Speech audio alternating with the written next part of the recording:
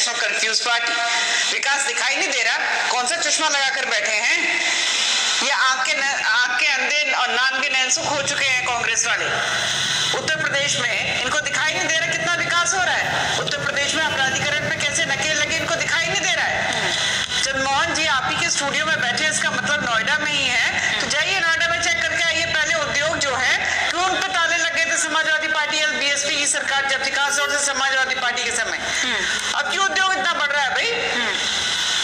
जेवर एयरपोर्ट जरा चक्कर लगाइए, घुमाइए।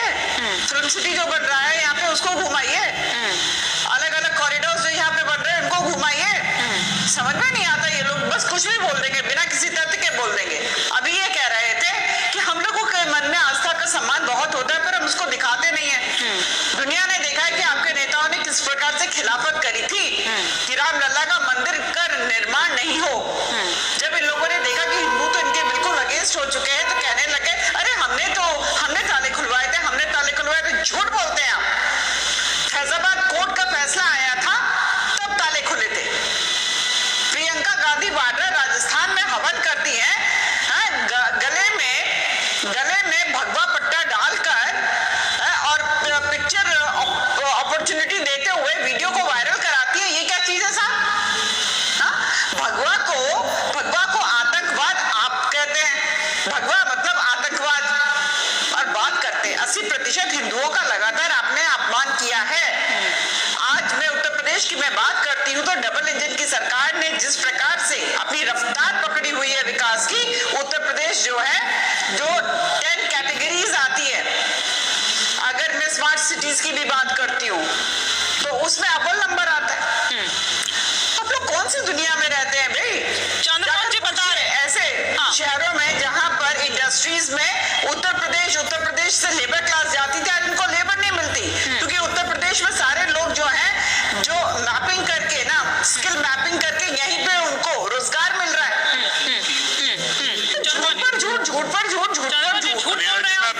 उनकी अपनी जो ओरिजिनल पनौती है ना राहुल गांधी, पता नहीं कौन सा पाठ पढ़ाते हैं इनको। नहीं हम रहते हैं बजाय आपकी वोट डिबेट हुई और बड़े शालीनता के साथ हम डिबेट करते हैं, इसलिए मैंने कोई भी आपकी बात को काटा नहीं, बड़े मधुरता से सुना। मेरे जवाब सुन लीजिए।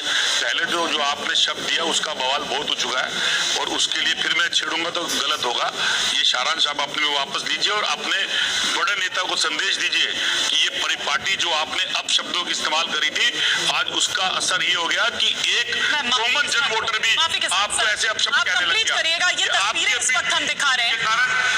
तस्वीरें हम इस वक्त दिखा रहे हैं कि देखिए उस परिसर में अब पहुंच चुके हैं प्रधानमंत्री नरेंद्र मोदी, मुख्यमंत्री योगी आदित्यनाथ भी शामिल हैं, मौजूद हैं इस वक्त वहां पर उनके साथ। और ये तस्वीरें इस वक्त आगे बढ़ते हुए आप लगातार देख रहे हैं। प्रधानमंत्री नरेंद्र मोदी अब वहां पर पहुंच चुके हैं दर्शन पूजन करते हुए और फिर उसके बाद आगे यहाँ से प्रस्थान किया जाएगा। और मेरे ख्याल से आचार्य जी अगर इस पर अपने कुछ वक्तव्य अगर दें, वो कुछ अपने शब्द रखें तो ज्यादा बेहतर होगा। आचार्य जी। जी बिल्कुल, रामलला कृष्णलला के दर्शन करते हुए इस वक्त हमारे यशस्वी प्रधानमंत्री जी वहाँ विद्यमान है और ये जगह जो है कृष्ण जन्मभूमि है। ये वही स्थल है जहाँ पर भगवान का अवतरण हुआ जन्माष्टमी के दिन पर और सुंदर तरीके से भगवान इस वक्त हमारे यशस्वी प्रधानमंत्री जी उनका दर्शन कर रहे हैं और उनका स्वस्ति तिलक जिस प्रकार से लिया गया भगवान का आशीर्वाद लेकर। ये वही स्थली है कि जहाँ पर औरंगजेब ने इस पूरे केशव जो कटरा केशव स्थल है उसको पूरा विध्वंस कर दिया गया था और उस जगह पर एक मस्जिद का निर्माण कर दिया गया था। और उसके साइड में आज वो जगह पर मस्जिद के साइड में ये जगह बची,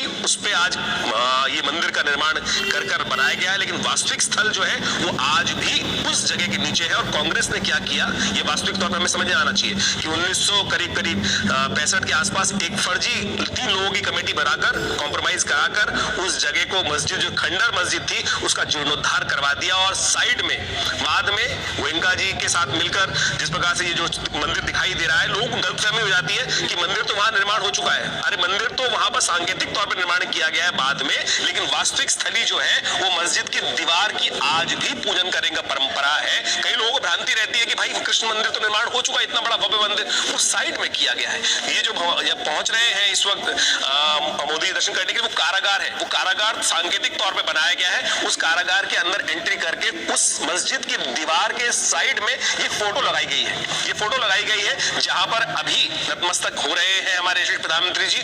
और पूरा शिलाखंड जो बहुत बड़ा करीब करीब 4-5 मंजिल ऊंची जो मस्जिद का बेस है वो साइड में खड़ा है। उसकी साइड में ये कारागार जो बनाया गया है सांकेतिक तौर पर, यहां जाकर आज भी हिंदू अपना नतमस्तक होता है। इसका कोर्ट में केस चल रहे हैं और सर्वोच्च न्यायालय ने उन सब केसेस को क्लब कर दिया और आशा करते हैं कि आज हमारे यशस्वी प्रधानमंत्री का जहां पदार्पण हुआ है एक नए युग का आरंभ होगा और सुंदर तरीके से यहां का भी जीर्णोद्धार करने की सुंदर वेला अब आई लगती है। ये आज का जो टाइम है ना, ये गेम चेंजर होने वाला है। मैं कहूंगा जिस प्रकार से गेम चेंजर होने वाला है पूरे देश के लिए। अब ये वोट बैंक की राजनीति लेकिन हिंदुओं का इस देश के स्वाभिमान के निर्माण की वेला यहाँ की गेम चेंजर एक शब्द यहाँ पर यूज किया और प्रेम जी का मैं यहाँ पर रुक करूंगी। प्रेम जी, क्या आप वाकई देख रहे हैं कि गेम चेंजर होने वाला है? और दरअसल वो तमाम नारे जो है ना, वो तमाम नारों की चर्चा एक बार फिर से जोर पकड़ने लगी कि रामलला आएंगे लेकिन तारीख नहीं बताएंगे। वो रामलला भी अब विराजमान होने वाले हैं। हम अगर यहाँ पर बात करें काशी का भी हमने देखा वो कॉरिडोर, और साथ ही साथ अब जिस तरह से यहाँ पर अभी थोड़ी देर पहले आचार्य जी बता रहे थे,